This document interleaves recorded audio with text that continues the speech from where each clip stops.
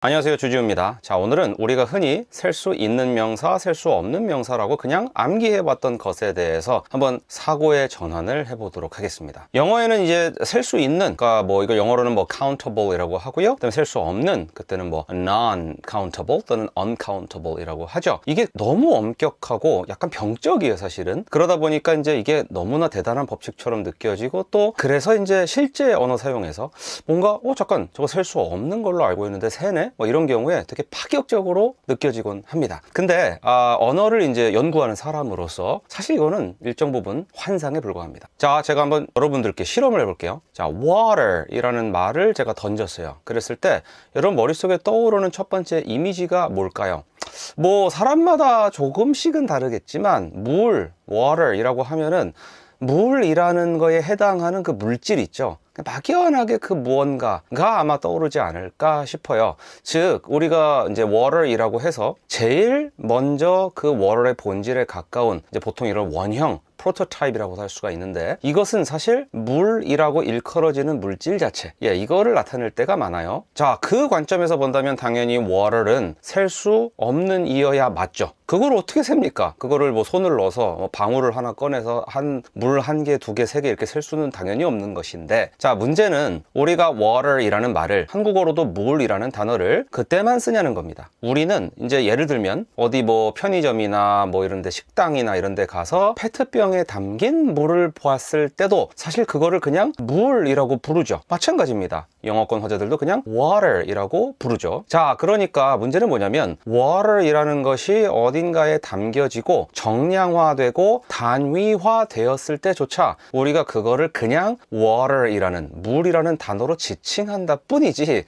사실은 전혀 다른 거를 가리키고 있는 거잖아요. 그냥 물이라는 것 자체, 물질을 가리키는 게 아니고 이제는 단위화된 정량화된 물을 가리키고 있는 거죠. 그러면 이 후자의 경우에는 당연히 셀 수 있겠죠. 그래서 저는 이렇게 얘기합니다. 우리가 사실은 다른 거를 얘기하고 있는데 같은 단어로 이들을 돌려막기 하고 있는 중이다. 그러다 보니까 우리가 식당 가서 뭐 아니면 편의점에 가서 물 하나 주세요, one water please 라고 얘기를 충분히 할 수가 있는 거고요. 상식적으로 그게 전혀 파격이 아니라고 여러분께서는 이해하시면 됩니다. 생각을 해보니까 보통 이런 식으로 셀 수 없는 거를 세는 경우는 그 상업적 어떤 거래, 그쵸, 상업 거래 그런 틀일 때가 많아요. 제 생각에는, 개인적인 생각이지만 약간 이게 근대의 산물이 아닐까. 예전에 우물에서 물 길어 먹던 시절에는 물이란 거를 one water, two waters라고 얘기할 일 자체가 아마 없지 않았을까 싶고, 솔직히. 자, 생각해보면은 여러분, 밥이라는 것 자체를, 예를 들면 뭐 밥솥에 들어있는 그 밥이라는 것 자체, 그 밥 자체를 셀 수 있냐고 여쭤보면 저를 포함해서 당연히 밥을 어떻게 세냐, 밥 알은 세지만 이렇게 얘기를 합니다만, 우리가 실제로 실생활에서는 밥 하나요? 라고 주문을 하죠. 그럼 이걸 보고 설마 외국인이 와, 한국 사람들은 밥을 세네?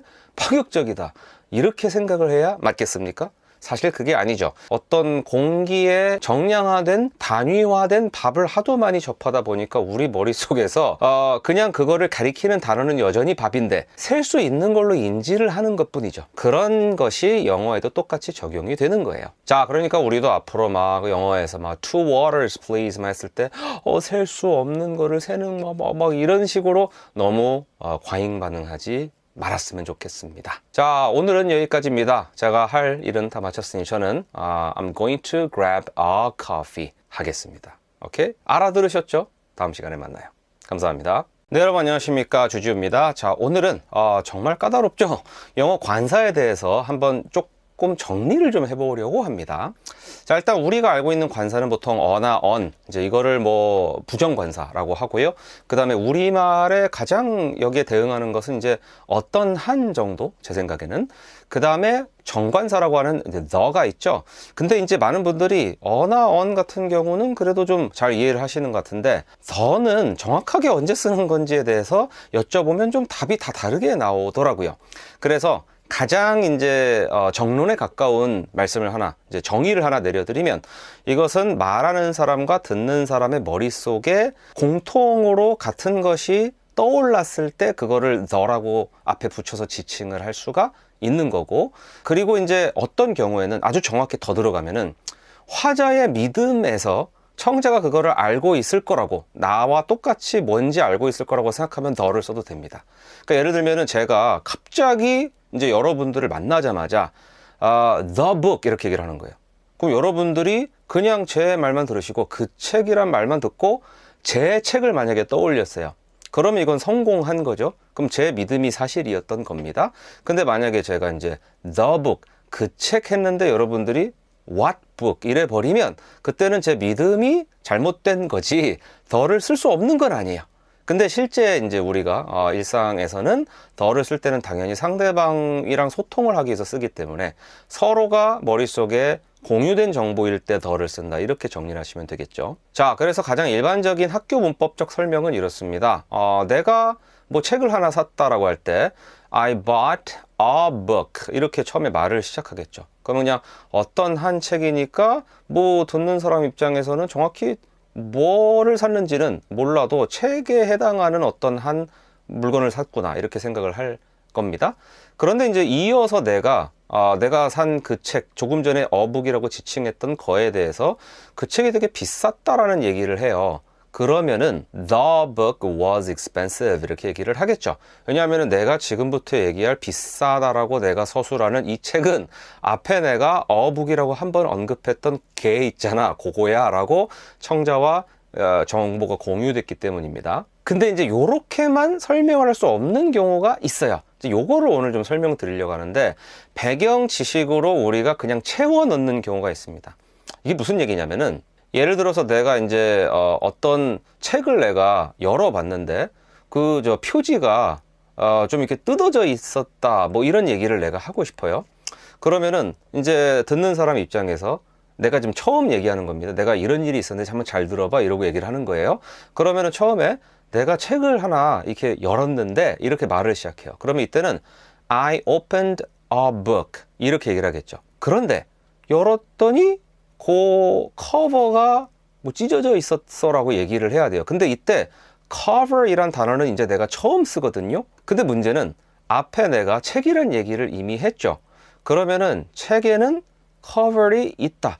그러므로 내가 지금 얘기할 cover는 아까 얘기한 그 책의 cover이다 라고 상대방과 정확하게 어떤 커버를 가리키는지 이게 공유가 됩니다.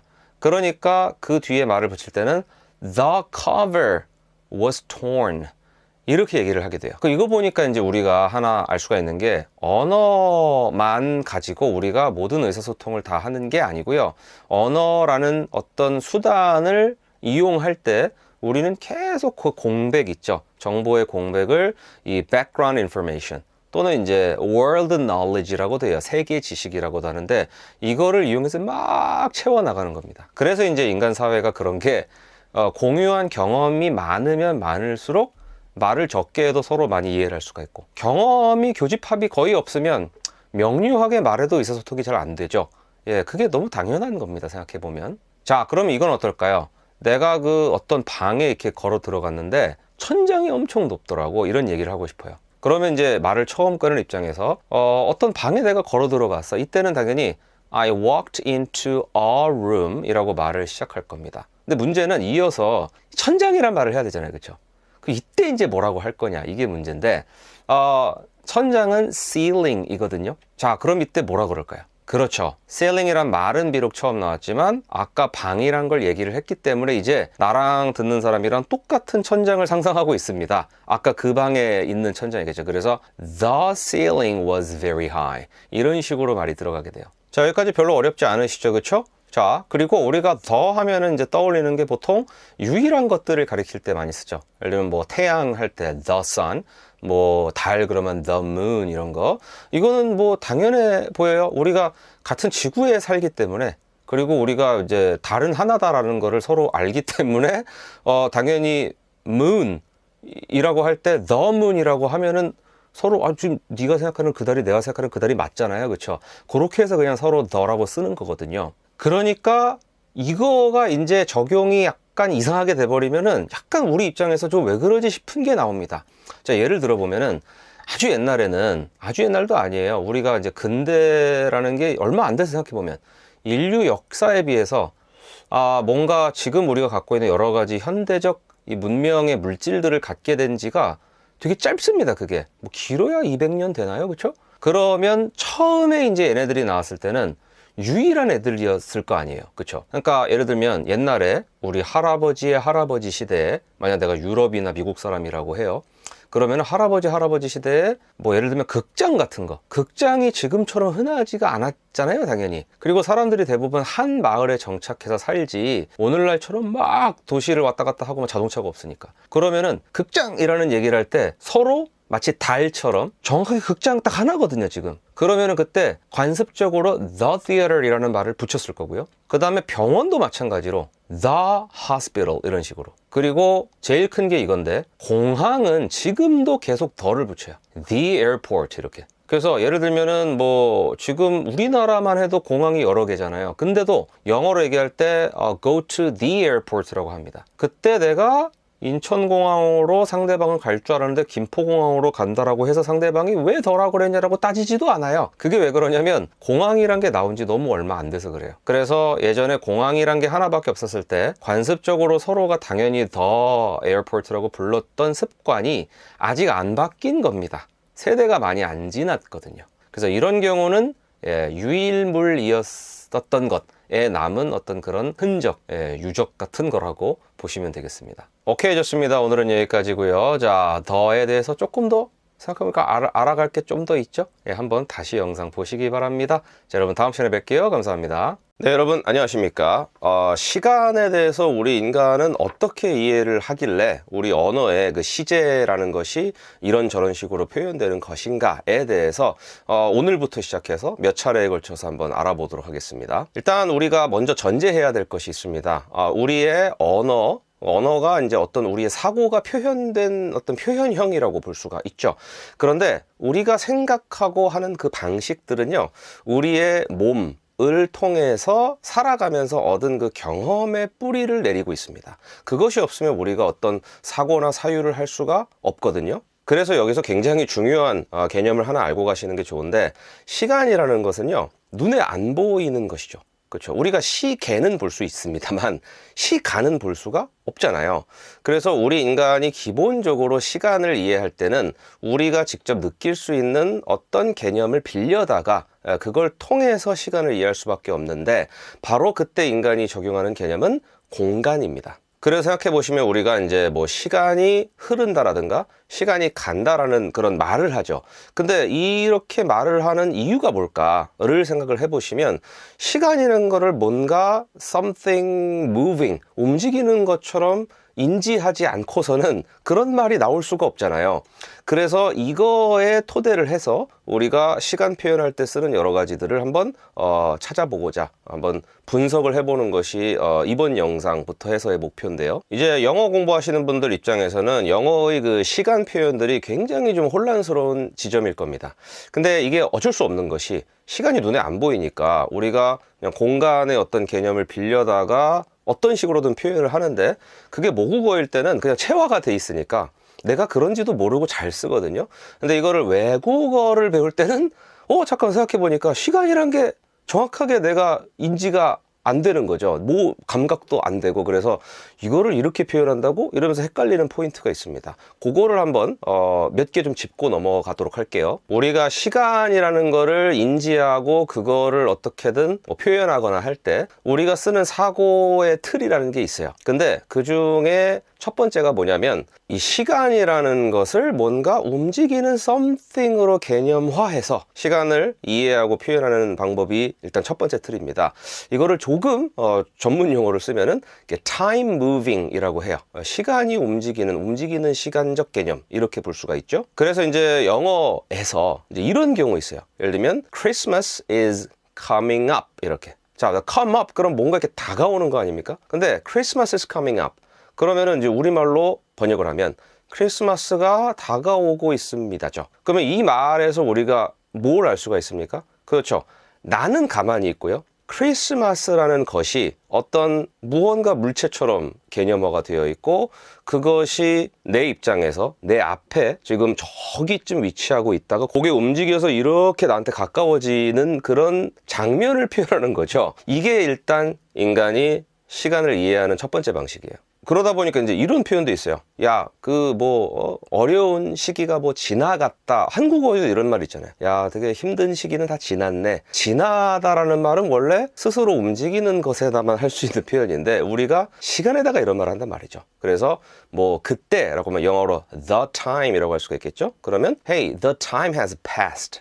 그러면은 그때는 지났군. 그럼 나는 가만히 있고 그때가 나를 통과해서 저 뒤로 간 겁니다.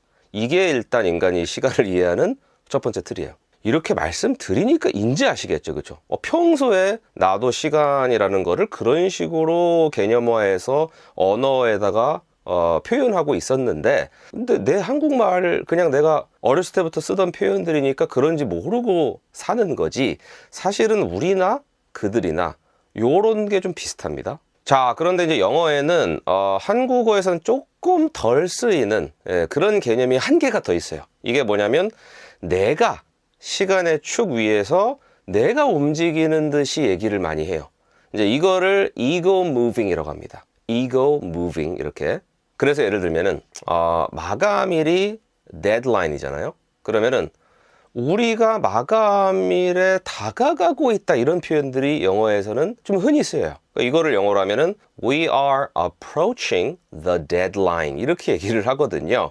이게 이제 내가 그쪽으로 가는 거죠. 내가 이동하는 거잖아요. 이거랑 그나마 좀 한국어에서 비슷한 표현이 뭐가 있냐면 우리가 어떤 시기에 접어들었다 이런 말이 있어요. 어디에 들다라는 말은 우리가 움직이는 거 아닙니까? 그런 식으로 우리도 표현을 하긴 해요. 근데 영어만큼 흔하진 않은 것 같아요. 그냥 제 직관상. 자, 근데 여기서 이제 오늘의 킬 포인트가 나오는데 이런 말이 있죠. 앞으로 한 달 뒤에 봅시다 이런 말. 근데 여기 이 말을 잘 생각해 보면은 앞이라는 말이랑 뒤라는 말은 서로 모순되잖아요. 근데 앞으로 한 달 뒤에 봅시다. 그럼 사람들이 어떻게 그걸 이해를 합니다? 이게 되게 신기한 거죠. 그래서 이제 이거를 어떻게 이해하시면 되냐? 바로 이거예요. 이제 앞이라고 얘기할 때는 우리가 시간을 어떤 식으로 개념화하냐면 내가 지금 서 있고 내가 바라보는 앞쪽이 보통은 미래예요. 요렇게 지금 이제 보통 서구권이랑 서구 문화의 영향을 받은 대부분의 문명 사회에는 요 개념이 강해요. 그래서 보통 미래를 향해서 전진한다고 그러죠. 예, 이런 식으로 내가 바라보는 요 앞쪽이 미래, 요 뒤는 지나간 past, 과거 이렇게. 그러면은 앞이라고 할 때, 요 앞이라는 말을 썼을 때는 지금 내가 미래를 바라보고 있죠. 요 개념에서 앞은 미래가 맞아요. 그런데 내가 그냥 가만히 있고 이 시간의 축이 딱 있습니다. 그러면은 이제 이 어떤 bar 같이, 그렇죠? 요렇게 이제 축이 있으면 여기 가운데 내가 서 있고 그 다음에 여기서 이제 보통 우리가 좌우를 앞뒤로 많이 얘기를 하잖아요. 그렇죠? 그러면은 그랬을 때는 시간이 보통 과거에서 미래로 흐른다라고 우리가 생각을 하니까 과거는 전이고요. 미래는 후겠죠.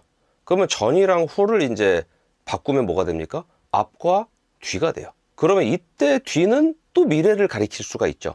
그래서 앞으로 한 달 뒤에 봅시다. 또는 앞으로 한 달 후에 봅시다. 이 말이 되는 이유는 앞이라고 할 때는 내 기준으로 내가 바라보는 이 앞쪽, 그거를 미래로 이제 떠올리고 있는 거고, 그 다음에 뒤나 후라는 말을 쓸 때는 이 가운데 기준으로 왼쪽 오른쪽 할 때 보통 우리가 전후 개념을 쓰잖아요. 그때 앞뒤로 하면 또 뒤가 미래는 맞거든요. 그런 식으로 거기다 한 번 더 쓰는 거예요. 예, 재밌죠? 아마 오늘 영상을 보고 나시면 한국어에서 하는 우리가 여러 가지 시간 표현들도 좀 색다르게 좀 다시 다가오실 거고, 특히나 이제 영어에서 하는 많은 시간 표현들이 좀 직관적으로 이해가 되실 겁니다. 그걸 도와드리는 게 제 목표니까 오늘 영상 이해 안 되시면 또 다시 여러 번 돌려보시기 바랍니다. 자, 모두 수고하셨습니다. 감사합니다.